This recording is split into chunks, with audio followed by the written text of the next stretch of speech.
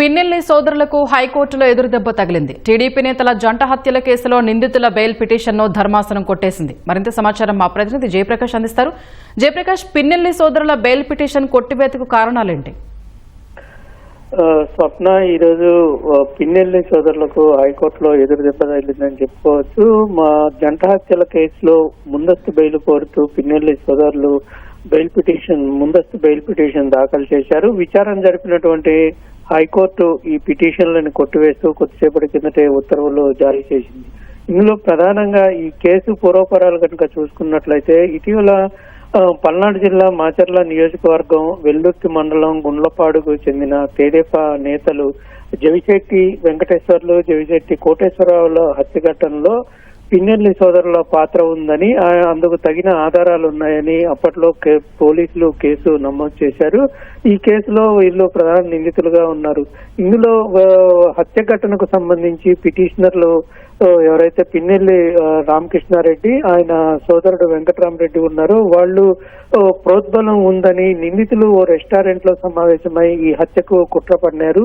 వాటికి సంబంధించిన ఫోన్ సంభాషణలకు సంబంధించిన సాంకేతిక డిజిటల్ ఎవిడెన్స్, అదే విధంగా ఫోన్ కాల్ రికార్డు ఆధారాలు ఉన్నాయని ఇటు పోలీసులు తెలిపారు. ఇదే వాదనను కోర్టులో ఇటు ఏజీ దమ్మలపాటి శ్రీనివాస్ వాదనలో వినిపించారు. సర్పంచ్ పదవికి పోటీ చేస్తే తాము మద్దతు ఇస్తామని మొదటి నిందితుడికి పిటిషనర్లు హామీ ఇచ్చారన్నారు. అయితే వాస్తవాల్ని వెలికి తీయాలంటే ఖచ్చితంగా వీళ్ళిద్దరిని అరెస్ట్ చేసి అదుపులోకి తీసుకొని కస్టోడియల్ ఇంట్రాగేషన్ చేయాల్సిన అవసరం ఉందని తెలిపారు. అదే విధంగా ఇందులో పిటిషనర్లుగా ఉన్నటువంటి ఈ సోదరుల పైన రౌడీ షీట్లు, గతంలో నేర చరిత్ర కూడా ఉందని, ఒకవేళ ముందస్తు బెయిల్ ఇస్తే ఇందులో ఉన్నటువంటి సాక్షుల్ని ప్రభావితం చేసే అవకాశం ఖచ్చితంగా ఉంటుందన్నారు. వారిద్దరికి ఆర్థికంగా, రాజకీయంగా చాలా బలవంతులని, ఆ చుట్టూ ఆ నియోజకవర్గంలో చాలా బలం ఉందని ఖచ్చితంగా ఈ ప్రభావితం చేసే అవకాశాలు ఎక్కువగా కనబడతాయి.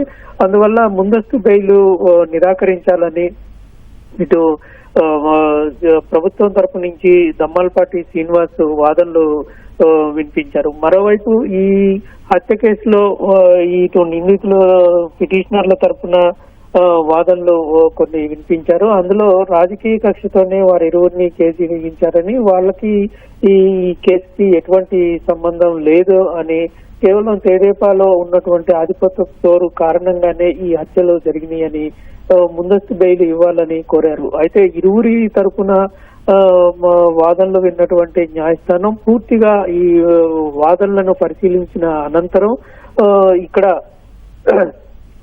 దీంట్లో వీళ్ళ ప్రమేయం ఉంది. పైపెచ్చు ఈ రెండు హత్యల కేసులో కీలకంగా కొన్ని ఆధారాలు ఉన్న నేపథ్యంలో ఈ కేసులో ముందస్తు బెయిల్ ఇవ్వటం సాధ్యపడదు అని అభిప్రాయానికి వచ్చినటువంటి హైకోర్టు ముందస్తు బెయిల్ పిటిషన్లను కొట్టివేస్తూ ఉత్తర్వులు జారీ చేసింది. స్వప్న, ధన్యవాదాలు జయప్రకాష్.